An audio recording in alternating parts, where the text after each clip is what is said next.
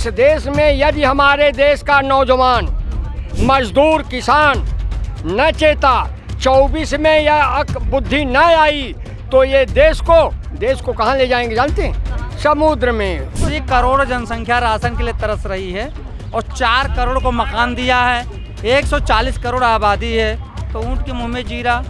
नरेंद्र मोदी सबसे बड़ा झूठा, सबसे बड़ा। अब जो भी कहूँ तो शायद यदि मैं कहूँ तो इमरजेंसी की धारा के बाद दूसरी इमरजेंसी लग जाएगी। हाँ, मैं नहीं कहना चाहता, लेकिन यह जैसा झूठा देश का प्रधानमंत्री आज तक कोई नहीं आया है, न कोई आएगा। नमस्कार, मैं हूं हयात अब्बास और आप देख रहे हैं 4PM न्यूज़ नेटवर्क। और मोदी जी ने एक बार फिर से मंच से कहा कि अगर मुझे 2024 में एक बार फिर से प्रधानमंत्री बनाया जाता है तो वो देश को तीसरी अर्थव्यवस्था पर ला देंगे। अब जनता से पूछ लेते हैं क्या वाकई में ऐसा होगा?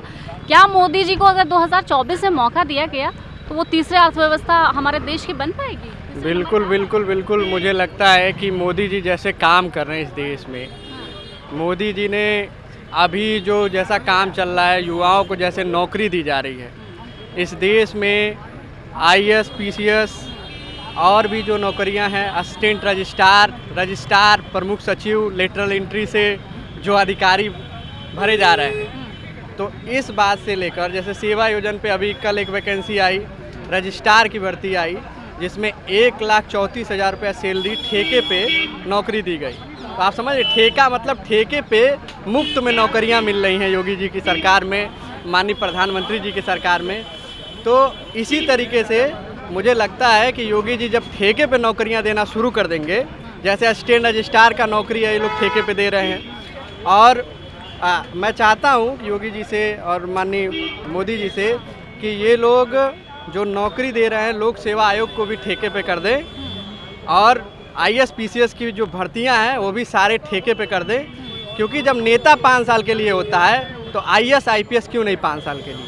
नेता पूरा जीवन संघर्ष करता है MP MLA बनने के लिए, लेकिन उसको वो जीवन भर MP MLA नहीं बन पाता है। लेकिन IAS लोग देखिए, जो अमेरिका का जो सिस्टम है, अमेरिका में लोग इसी तरीके से रखे जाते हैं जिस तरह इस समय ठेके पे रखे जा रहे हैं लोग, जो असिस्टेंट रजिस्ट्रार भू संपदा विभाग में लखनऊ में। अच्छा, देश में क्या कुछ विकास हुआ मोदी जी के काल में? अब देखिए, देश में क्या विकास होगा, मुझे तो यही एक लग रहा है कि अगर ठेके पे रखे जाएंगे सारे लोग तो सारे देशवासियों का दिमाग ठीक हो जाएगा, और तब जाके उनको समझ में आएगा कि जो है जैसे नौकरियां मिल रही हैं अब बिहार से। कहाँ नौकरियां मिल रही हैं? वही तो मैं कह रहा हूँ, ठेके पे नौकरी मिल रही है यूपी गवर्नमेंट में। ठेके पे बात घुमा फिरा के नहीं, थोड़ा खोल के बात करिए, जनता को समझ में आए। जनता को समझ में आने का मतलब ये है कि देखिए, बिहार सरकार ने 1,30,000 नौकरियां दी BPSC के माध्यम से शिक्षक भर्ती की। यूपी सरकार में लोग कहते हैं नौकरियां नहीं हैं, लेकिन नौकरियां हैं, रियलिटी में नौकरियां हैं, लेकिन ठेके पे हैं। डेली आप सेवा योजना की साइट खोल लीजिए, डेली कम से कम हज़ारों नौकरियां आपको दिखेंगी। तो नौकरियां तो हैं लेकिन ठेके पे हैं। तो ऐसे पूरे देश को ठेके पे कर दिया जाए, यहाँ के पुलिस अधिकारी से लेकर सब कुछ ठेके पे हो जाए। मैं तो माननीय मुख्यमंत्री जी और माननीय प्रधानमंत्री जी के इस सोच को समर्थन करता हूँ कि सारे पोस्ट ठेके पे हो जाए, सभी लोगों को समझ में आ जाए। चलिए, बहुत बढ़िया। सर, चाचा क्या हाल है? किसका? आपका? हम बिल्कुल ठीक हैं। तो प्रधानमंत्री जी कह रहे तीसरे नंबर पे हमारे देश की अर्थव्यवस्था पहुंचा देंगे अगर 24 में उनको प्रधानमंत्री बना दिया। 24 में प्रधानमंत्री बना देंगे तो क्या हो गया? तीसरे नंबर पे हम अर्थव्यवस्था के मामले में आ जाएंगे। पहले तो मैं दो चीज तीसरे पर, स्थान पे आ जाएंगे। पहले तो 2 चीज पर मैं दुख हो करके भी बधाई दे रहा हूँ। पहली तो हमारे आज बिहार के उप मुख्यमंत्री माननीय तेजस्वी जी का जन्मदिन है, मैं उनको बधाई देता हूँ। दूसरी चीज़, दीपावली की बधाई सभी साथियों को, मित्रों को देता हूँ। रही बात देश के वर्तमान प्रधानमंत्री की, तो भारत यदि न चेता, इंडिया यदि न चेती, नौजवान आज का न चेता, तो इतना जरूर याद रखिए, भारत का भविष्य, मैं इनके भारत का भविष्य कर रहा हूँ, मैं इंडिया नहीं, मैं तो इंडिया ही हूँ। इनके इंडिया भारत, भारत अलग है। मैं इंडिया, हाँ बिल्कुल, उनका कहना है कि अब भारत कहो, तो हम तो इंडिया कहेंगे, भारत तो कहेंगे नहीं। मैं इंडिया कह रहा हूँ। तो सवाल इस देश में यदि हमारे देश का नौजवान, मजदूर, किसान न चेता, 24 में यह बुद्धि न आई, तो ये देश को कहाँ ले जाएंगे जानते हैं? समुद्र में, समुद्र में बिल्कुल समुद्र में। कैसे ले जाएंगे? हाँ, कैसे ले जाएंगे? आज का पेपर उठा करके देख लीजिए, आज का पेपर प्रूफ है। कौन सा पेपर? हिंदुस्तान। दुर्भाग्य से कई दिनों के बाद आज मैं हिंदुस्तान देखा हूँ। उसमें चौथे या 5वें पेज पे हमारे प्रधानमंत्री का कहना है कि भ्रष्टाचार नहीं हटेगा। अभी तक तो भ्रष्टाचार हटा रहे थे, अब कह रहे हैं भ्रष्टाचार नहीं हटेगा। तो भ्रष्टाचार है कौन, जरा इसकी बुद्धि लगेगी तो मैं तो जानता हूँ। नरेंद्र मोदी गंगा में जो जाएगा, फिर कह रहा हूँ, नरेंद्र मोदी गंगा में जो जाएगा वही भ्रष्टाचार से मुक्त हो जाएगा, नहीं तो सारा देश भ्रष्टाचार। क्या है नरेंद्र मोदी सबसे बड़ा झूठा, सबसे बड़ा। अब जो भी कहूँ तो शायद ये, यदि मैं कहूँ तो इमरजेंसी की धारा के बाद दूसरी इमरजेंसी लग जाएगी। हाँ, मैं नहीं कहना चाहता, लेकिन यह जैसा झूठा देश का प्रधानमंत्री आज तक कोई नहीं आया है, न कोई आएगा। अच्छा, क्या काम हुआ है भाजपा सरकार में? 3 काम गिना दीजिए जो जनता के लिए। उज्ज्वला योजना पहुंची लोगों तक? बिल्कुल पहुंची। दूसरा बता दीजिए। दूसरा ये बताइए, जनधन खाता खुलवाया प्रधानमंत्री जी ने। सिर्फ खाता खुलवा दिया, पैसे कहाँ हैं? पैसे नहीं, हर 4 महीने पे 2000 रुपए प्रति किसानों के खाते में जा रहे हैं। चलिए तीसरा काम गिना दे। तीसरा काम 14 करोड़ शौचालय, 4 करोड़ मकान। बताइए, प्रधानमंत्री लोगों तक पहुँचे, 4 करोड़ तक पहुँची है मैडम। भाजपा के जो पक्षधर हैं उन्हीं को अलर्ट हुआ है सब। हाँ, आप चले जाइए, ले आइए, उनका बैकग्राउंड पता करें। सब बीजेपी लोगों को मिला है, सब बीजेपी वालों को मिला है। बता रहे हैं, हमारा गांव है 850 प्रधानमंत्री और मुख्यमंत्री आवास मिला है। और चल के सर्च कर लीजिए, सर्च कर लीजिए। ये कह रहे हैं नहीं मिला है, भाजपा वाले को मिला। तो जो गरीब है, अब जब भाजपा वाले हैं, जब सब भाजपा को वोट दे रहे हैं तो सब भाजपा वाले हो गए। अभी वोट दीजिए कार्यकर्ताओं को, भाजपा के कार्यकर्ताओं को मिला है। भाजपा, हाँ, कार्यकर्ता। अगर यहाँ जो खड़े होंगे, जो गरीब जिसको मिला है वो भाजपा के कार्यकर्ता होंगे। तो अगर बात सुनिए, 80 करोड़ जनसंख्या राशन के लिए तरस रही है और 4 करोड़ को मकान दिया है। 140 करोड़ आबादी है, तो ऊँट के मुँह में जीरा।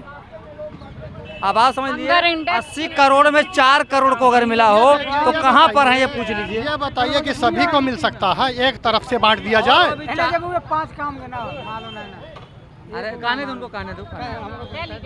एक तरफ से सभी को नहीं मिल सकता है, सभी को नहीं मिलता। हाँ, नहीं मिलेगा। तो कहते हैं सबका साथ सबका विकास, तो दिया जा रहा है भाई, धीरे धीरे सबको दिया जा रहा है। 9 साल हो गए, अब कितना दे रहे? और कितना 9 साल? क्या बताइए, 9 साल हो गया? 9 साल में बच्चा पैदा कर सकता है?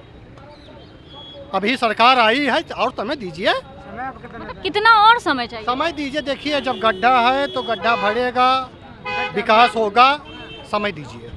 इनकी सांख्यिकी जो होती है, जिस दिन से देश आज़ाद हुआ उस दिन से जितना विकास है उसका ये गणना करके आज तक जो हुआ उतना बताते हैं। 4 करोड़ इंदिरा आवास से ले, जो 47 के बाद से शुरू हुआ है, उसको जोड़ करके आज तक 4 करोड़ लोगों को भारत में मकान मिला है, जिसमें इनके कुछ हैं, 4 करोड़ तो नहीं है, 1 करोड़ होंगे, बाकी 3 करोड़ कांग्रेस के ज़माने से लोगों को मिले हैं। इनकी स्ट्रेटजी में ये होगा, स्टैटिक्स इनकी बहुत अच्छी है, ये लोग जोड़ते हैं, शुरुआत से लेके आप तक का बताते हैं। इन्होंने ये कहा मुझसे, कांग्रेस 60 साल रह सकती है तो बीजेपी। अभी इनके लोगों ने कहा कि जनधन योजना खोला गया खाता।